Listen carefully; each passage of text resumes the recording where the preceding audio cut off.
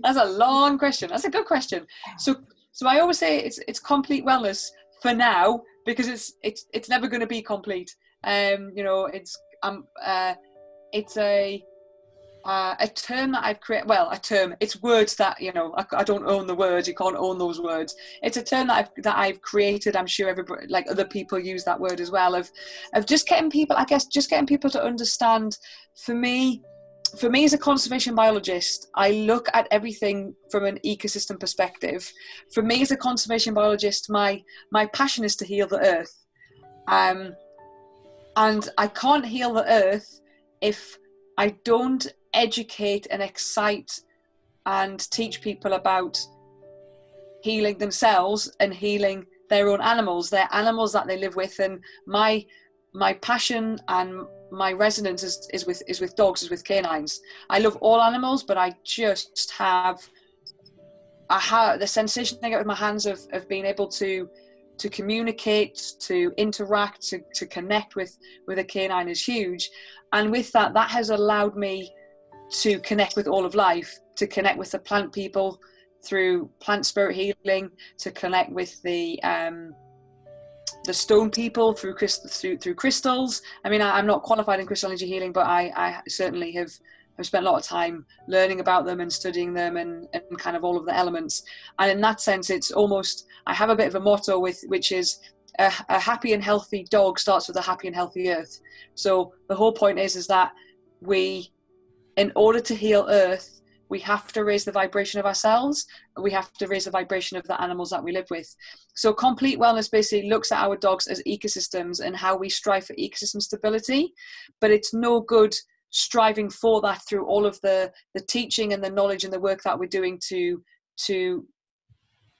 basically conserve our dog as an ecosystem. There's no point looking at all those things and go, brilliant, my dog as an ecosystem is now whole and is now complete and is now in balance, if we're then not looking at, okay, well, the earth's not complete, the earth's not in balance, the earth's vibration needs to be harmonized as well. So it's a way of using the dogs as a model to understand healing in its entirety, to understand healing for the collective and the connectivity of that. But complete wellness for me also stands for, ecosystem health, ecosystem stability, from an individual level up to an environmental level. And with that, looking at the complexity and the interconnectivity of all living systems, of all energy systems, from an emotional perspective, a physiological perspective, a physical perspective, a nutritional perspective, and a spiritual perspective, and then being connected with nature. The absolute importance of, we have to bring in practices on a daily basis that allow our dogs as a vibrational being, allow our dogs as a soul being to be connected with nature, and what that teaches about ourselves, the things that looking at our dogs as ecosystems can then teach about ourselves, about how we sustain ourselves as a complete ecosystem, how we create that stability, and how we also raise our own vibrations, allow ourselves to evolve and grow, and to be connected with earth as well. That's a great question. So I would give you a copy of my complete canine wellness wheel. So we talk about each little section of the wellness of the canine wellness wheel, and what that involves, and it basically looks at how disturbances occur and how disturbances affect the ecosystem, and understanding our dogs as vibrational beings. Because I think for me, that still needs a lot of education. You know, there's a lot more talk about, you know, holistic practices and what holistic practices are and how they're important for healing, but there's still a little bit of hesitancy and controversy about what do we mean when we say our dogs are vibrational beings, we as humans as vibrational beings, and this all happens at a molecular level. It all happens as a beautiful level of how it is proven that we can communicate with all of the life forms. So there'd be the canine wellness wheel, there'd be the human wellness wheel, and one of the mottos that I have, one of the sayings that I have is, heal yourself before you attend to anything else, which I got from one of my readings in the work that I do. It's looking at providing a route. So we strive for human and dog to work in harmony. We strive for human and dog to allow for health span to equal our lifespan, or lifespan to equal our health span. So it would look at human wellness. It would look at giving you techniques and tools to work on yourself. That might be a form of shamanic healing. Certainly raising your vibration. Certainly look at any stories that you may have, and are they your stories? Are they not your stories? They're just stories that are ingrained within your ancestry.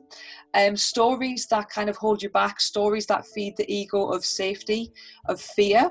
So liberating yourself so that we allow you to grow and you to transform and you to awaken, which in itself is an energetic shift, which changes the vibrational state of our dogs in their healing process as well. And then we'd move then onto the dog to then look, okay, the issues, what issues, imbalances, I don't really like the word issue. So the imbalances within the dog as an ecosystem, what disturbances are arising in the dog, and is that a separate thing? Is that separate to the human? Is it being exacerbated because of the human? And if it's separate, then how do we work with the dog? So looking at, again, in form of a combination of wellness techniques, understanding first and foremost the dog as a canine. So I always say when a dog shows a behavior response, even if it's a response that we don't like or we don't want, the dog has not got a choice but to show the behavior response it feels, because the dog is responding based on the biochemical state, based on the energy state that it feels at that moment in time that it needs to exhibit. So having an understanding of that, having an understanding of what is it that the dog is showing. So if it's someone that's kind of saying, my dog barks at the window whenever someone walks past, okay, well, to what level? Is it a constant barking? That is kind of creating an imbalance within emotional states. But if it's a woo woo woo, okay, that's acceptable. Through domestication, we have, kind of fed that into our dogs. So what is acceptable? What is normal? So your dog is just showing normal canine responses, or actually this is irrational. This is an imbalance within the dog's energy system emotionally. So depending on what the imbalances are, we work through that canine wellness wheel. We'd look at nutrition. We'd look at disease, what disease actually means from a holistic perspective. We'd look at healing techniques from a hands-off perspective of touch, from an acoustic perspective of drumming, from a olfactory perspective of bringing in plant spirit healing. I would give you some tools and techniques to work away with your dog as well.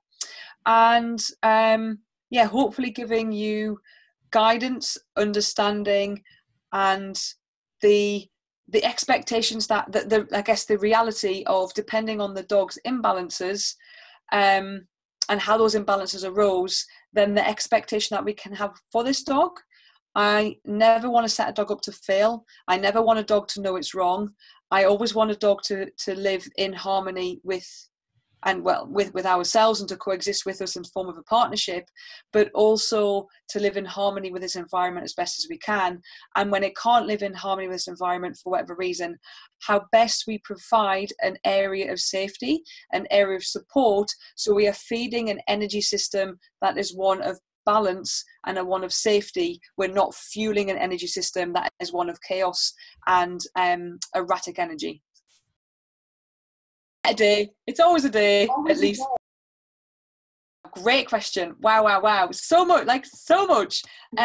So first and foremost, I'm going to get everyone to bring out their inner child. Dogs teach us so much, and one of the things that dogs teach us is about having fun. I'm aware and I observe the seriousness. So many adults are too serious. Let's just take that seriousness away. It's important to learn. And it's important to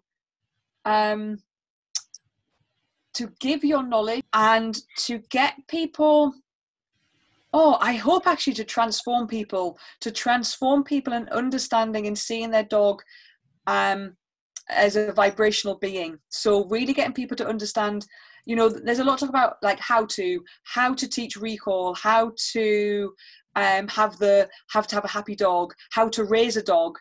My focus is how to raise a vibrational dog and kind of what that means. So what wellness is, what our dogs are as ecosystems, how we can work with our dogs as models to heal them and to heal ourselves and to heal the earth, what it means, or what I mean by saying how we raise a vibrational dog. So looking at that canine wellness wheel, really. So I'm breaking down the canine wellness wheel and looking at all the different components of what we need to understand to perform and allow complete wellness, complete ecosystem stability for our dogs at a cellular level, all the way up to a physical level, including what is acceptable, what is not acceptable, how we need to look at ourselves for that, which is why we're going to do a little bit of human healing within there as well. A few little simple techniques which you can go home with so that you're not going to cause harm to your dog. It's going to work, it's not going to work, based on intention, based on working with the heart center, which is the biggest organ of perception. I am getting people to understand how we drop out of our mind into our hearts and how we just feel with our dogs, how we respond with our dogs, with them being a sensory animal, understanding what that means as our dogs being a sensory animal and our senses being a whole organ of perception, to understand what is being fed to our dogs at a sensory level, at a cellular level, and how that changes their biochemistry, how that changes their emotional state, to then explain how they respond, but then also the other factors within that wellness wheel that also explains what influences how they respond. So how their biography, how their life history shapes their biological responses in the present day, and how everything from before birth right up until present day is a way that allows our dogs to respond now. So it's not just about living in the moment. It's not just about, this happened to my dog 2 years ago, so obviously he's forgotten it. It's about, no, these things are all about safety. Our dogs' emotions are there. Our dogs' cellular responses are there as a form of safety. So hopefully it's going to be exciting, it's going to be informative, and it's going to bring in some new stuff to add to people's current knowledge. And one of the biggest things I'm focused on now is getting people to remove themselves of fear. People are very much like, oh, I don't know about that subject, and so because I don't know about that subject, I feel inferior, or I feel like I should know it, or I'm going to criticize it because I don't know it, I'm scared of it. It's about, no, we're all of the same value.